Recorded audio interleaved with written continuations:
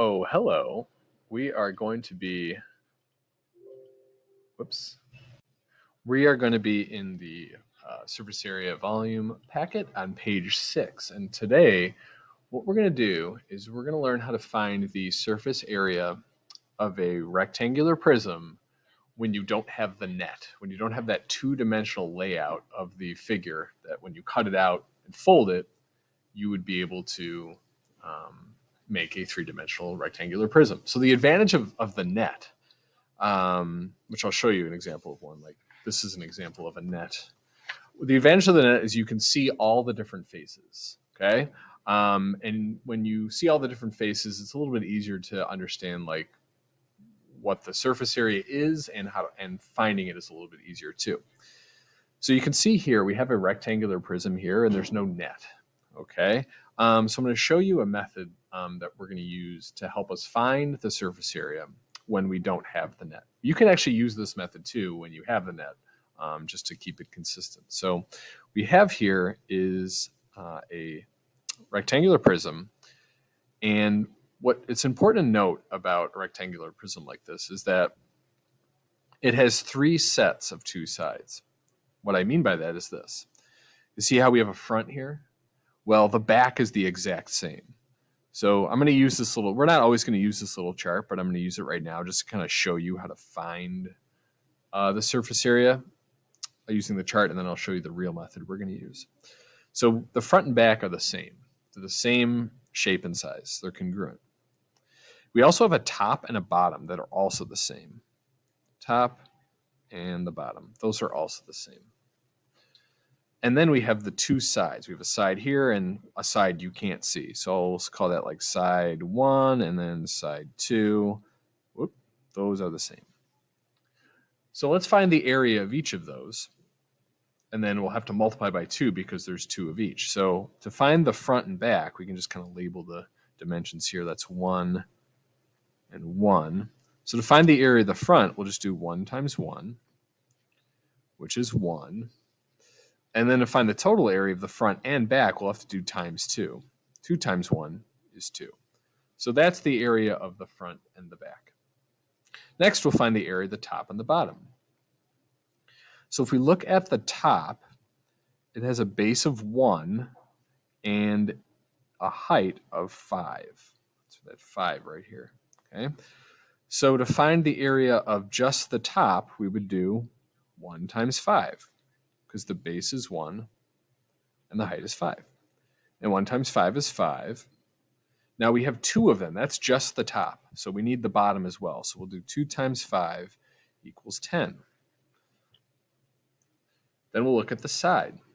Well, if you look at the side, the base here is 5, just like the height of the top, and the height is 1. So it would be 5 times 1, which is 5. We have 2 of them. There's side 1 and then side 2. So we'll do 2 times 5 to get us 10. And then to find the total surface area, we're just going to add these up. 2 plus 10 plus 10, that's going to be 22 units squared. So that's the total surface area. Now, not always will you have even a picture to work with. Sometimes you'll just have words and numbers, no picture at all. So I'm going to show you a method right now that you can use no matter what. If you have no picture, if you have a net, if you have a picture like this, you can find the surface area just for a rectangular prism. This only works for a rectangular prism. And it's kind of similar to what we did here. So just kind of stay with me here. I'm going to kind of walk you through it the first time, and then once we try it a couple times, I think it might get a little clearer, okay? All right, so let's take a look at this rectangular prism here. One thing that's important to note is that a rectangular prism has 3 dimensions. And I'm going to label them here. There's the length, the width, and the height, okay? So every rectangular prism will have those 3 dimensions. So the length, width, and height will help us find the surface area if that's all we have. Okay, so this method relies on having the length, width, and height, which you will have in other examples, whether you have the picture or not. So what I'm going to do over in the grid space here, this is where I'm going to kind of do this method. Length, width, height. I'm just going to write length, width, height here. Okay. Underneath each letter, I'm going to write the number that corresponds with that dimension. So the length here was 1. So underneath length, I'm going to put 1. The height was also 1. So I'm going to put a 1 here. And the width was 5. So I'm going to write a 5 underneath the W. Okay.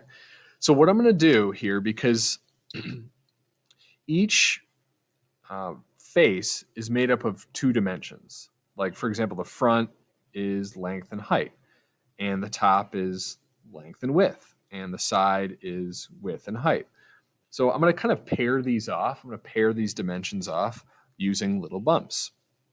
So length, width is the first bump. Width, height is the second bump. Height, length is the third bump. All right, so watch now. I'm going to use these bumps to help me write a formula that will help us find the surface area of any rectangular prism. Here we go. So surface area, SA, equals. First bump is length, width. So I'm going to write that down. But here's the thing. Length times width will give us the top. We also need the bottom. So what we're going to do is in front of length times width, we're going to multiply it by 2 because we need 2 of those. Length times width will just give us the bottom, so we'll have to multiply by 2. Plus, we'll have to add to that the next bump, width, height. Now, the width and height would give us a side. So we actually need 2 of those because we need 2 sides. So 2 times width times height plus the last bump, the mega bump, is height, length. Well, length times the height would give us the front. We also need the back. So we need 2 of those. 2 times height times length. Now you can see here we have sort of 3 sets of 2. 2, 2, 2. And that makes sense because a rectangular prism has 6 faces. So if you, we're going to find the area of all 6 faces and add them together. So now the next step is this. Surface area equals. So whenever I see L, I'm going to put 1. I'm going to substitute in a 1. Whenever I see a W, I'm going to substitute in a 5 because that was our width. And whenever I see an H, I'm going to also substitute in a 1. So here we go. 2 times the length is 1 and the width is 5. Plus 2 times the width is 5 and the height is 1. Plus 2 times the height is 1 and the length is 1. So normally we do like order of operations, we do one step at a time, but we're actually going to do 3 things at once, okay? And normally we wouldn't do this, but I'm going to multiply these numbers together and these numbers together and these numbers together. Let's see what we get. 2 times 1 times 5 is 10, plus 2 times 5 is 10 times 1 is also 10, plus 2 times 1 is 2 times 1 is also 2, which is the same numbers we got here in the chart. We had 2 fronts and backs, or front and a back, so that got us 2. The top and the bottom together was 10. The sides together were 10. So if we add this up, we get 10 plus 10, which is 20, plus 2 is 22, which is the same thing we got before, 22 units squared. Okay. So I know this method seems like a lot, but we've only done it once. And again, it will help you no matter what rectangular prism you're finding the surface area of. This will help you find it. Okay. All right, let's try it with this next one here. So first thing we want to do is label our dimensions. So we have a length. I'd probably call this the length. And again, if I mislabel these for whatever reason, I'm still going to get the same answer, which is nice. I usually call this the width, and this is the height. So we have the length, width, and the height. Let's write our numbers down. So the length is 1, 2, 3, 4, 5, 5. The width is 1, 2, 3, 3. Height is 2. Okay, so let's try our bumps here. Okay. So I'm going to write the dimensions down, length, width, height. So this will help us find how much wrapping paper we need to cover this particular rectangular prism. So let's do our little bumps that will help us pair off the dimensions. Bump 1, length, width, height. height length. Okay. Underneath my LWH, I'm going to write the numbers. So length is 5. The width is 3. And the height is 2. Okay. All right, let's write our formula. So surface area equals, we need length, width, but we need 2 of them because length, width would just give us the top. We also need the bottom. So 2 times length times width, that would give us the top and bottom, plus 2 times width times height would be the sides. Okay, so it would give us the 2 sides, plus 2 times height and length, which would give us the front and the back. All right, so we have our formula. Again, what's nice about this formula too is that you don't really have to memorize it, because if you know the bumps here, you know, and that you know that the 2 goes in front, you won't have to like remember that the L goes here and the W goes here. Those come from the bumps. So it's kind of nice that you don't have to sit there and memorize this long formula. All right, let's substitute in our numbers. 2, length is 5, width is 3, plus 2, width is 3, height is 2, plus 2, height is 2, length is 5. All right. So we just substituted in the dimensions that we had. All right, let's try this out here. So we can squint, and it seems like we might need a calculator for this, but actually we probably don't if we multiply in an efficient way. So like 2 times 5 is 10, times 3 is 30. That wasn't too bad. 2 times 3 is 6, times 2 is 12, also not too bad. Plus 2 times, I'm going to multiply the 2 times 5 first to get a 10. 2 times 5 is 10, times 2 is 20. 20. All right, let's add those together. I would add the 20 and 30 first, get 50, plus 12 is 62 units squared. So if you were to count, I know you can't see them all, but if you were to count each individual square here, this particular rectangular prism is made out of 62 of those squares. Okay. Now, because you can only see half, you only see the front, one side, and the top, you should only be able to count 31. I'm actually going to check that real quick. So we should get 31 because we only see half the rectangular prism in this picture. 1, 2, 3, 4, 5, 6, 7, 8, 9, 10, 11, 12, 13, 14, 15, 16, 17, 18, 19, 20, 21, 22, 23, 24, 25, 26, 27, 28, 29, 30, 31. Perfect. Okay. All right, let's try it in this one. So this one's unique because it's a little cube. Okay. So what's nice about a cube is that the front and the back are the same, and they're the same as any other face. So the sides are the same as the front and the back. The top and bottom is the same as all the other sides. So to find this one, actually a cube, we can use like a little bit of like a special formula here because all 6 faces are the same. So this is a cube. Surface area is going to equal, because there's 6 faces and they're all, this is only for a cube, it'd be 6 times, we might say, length times width. Okay? So here's the length and the width and the height, but we just need the length and the width because that will just give us the bottom, and all the other ones are the same. So surface area equals 6 times 2 times 2. And the reason that works is because we have 6 faces here. They're all the same. So a cube has 6 faces, and every single one of them is the same. So 6 times 2 is 12, times 2 is 24 millimeters squared. So that one is really quick, and that's only for a cube. This is only for a cube. You can't use that on this one here because not all the faces are the same. All right. All right, let's try maybe 1 or 2 more with the bumps method, and we'll call it a day, I guess. Here we go. This one, we'll kind of leave this one because I don't know what number that is, and we'll just kind of leave that one for now. All right. Actually, you know what? Let's do this one. I'm gonna make the number. We have the power to do that. Let's just make the number. The number is going to be 2. Okay. So first thing we'll do is we'll label our dimensions. And again, if I mislabel them, that's okay. And I'm actually going to change this 4.5 to a decimal, 4.5, because that's the same thing as 4.5. So I'm going to call this the length, I'll call this 1 the width, and that 2, we'll call that one the height. All right, let's set ourselves up here. So we have length, width, height. Those are the 3 dimensions, and we'll pair them up. Length, width, height, height, length. Underneath, we'll write the different numbers, and we'll try to space them out a little bit. So length is 4.5. Oh boy. Width is 1, and the height is 2. All right, let's use our little bumps here to help us write the formula. Surface area equals, first bump is length width. We need 2 of those, 2 length widths.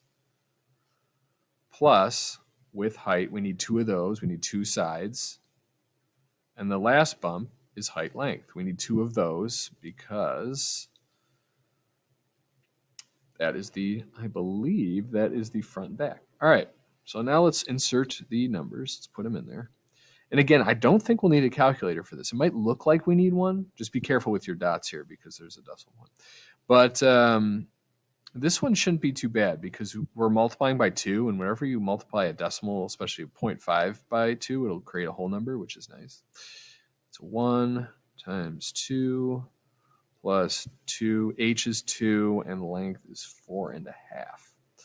All right, let's do it. So we're going to multiply these together. All 3 of them. Let's see how this goes. 2 times 4.5. So that's 2 4.5s is 9 times 1 is just 9. So that's why this one's not going to be too bad. 2 times 1 is 2. Times 2 is 4. Plus 2 times 4.5 is 9. Times 2 is 18. And then we'll add those together. We'll do 4 times, or 4 plus 9 is 13. Plus 18 is 31. 31 feet squared. And again, that's the wrapping paper that you'd use to cover that. That's the surface area. I'm sorry, this would be the top, bottom, 2 sides, front and back. All added together, we get you 31 feet squared. Right, let's try one more here. Here we go. Let's do this one. So first thing we'll have to do is we'll have to label our dimensions. So here's the length, the width, and the height. The length is 2, the width is 3, and the height is 2. So this is almost a cube. 2 of the dimensions are the same, but not all of them are the same. So unfortunately, we can't use that cube trick we used moments ago. All right. But that'll just give us one more opportunity to practice this delightful bump method. All right, so the length is 2, the width is 3, and the height is 2. And we'll just do these 3 little bumps. Bump, bump, mega bump. Okie dokie. So now we'll write our little formula here. Again, you can go ahead of me if you're feeling confident, you know what you're doing. So length, width, that will give us the top and bottom. We need 2 of those, 1 for the top, 1 for the bottom, 2 times length times width, plus there's the 2 sides, width and height, 2 times width times height, plus 2 front and back would be height times length, mega bump. Notice I probably should have mentioned this earlier, but I'm using a cursive L here because I don't want the L to look like a 1. All right, so let's substitute in our numbers. The length is 2, the width is 3, plus 2 times the width is 3, the height is 2. So these are all looking kind of similar. A bunch of 2s, little 1, 3. 2 times height is 2, length is 2. So again, no calculator necessary for this one. 2 times 2 is 4, times 3 is 12, plus 2 times 3 is 6, times 2 is 12. Now the reason that happened that way is you can look at the side and the top are the same. So the 2 sides and the top and bottom will all be the same shape. So that's why we had the 2 12s here. And then 2 times 2 times 2 would be 8. And then when adding these together, I would do 8 plus 12 first. 8 plus 12 is 20, plus 12 is 32 feet squared. Or I'm sorry, units squared. So this method will work only for rectangular prisms, but what's nice is that it will work on any rectangular prism, whether you have the picture or not. So tomorrow we'll be working more with different rectangular prisms. Some are nets, some are just pictures like this, and some are no picture at all. So we'll be ready for it because we have our little bumps method. All right, if you have any questions, let me know. Hope you enjoyed the video. Hope you have a great day. Bye-bye.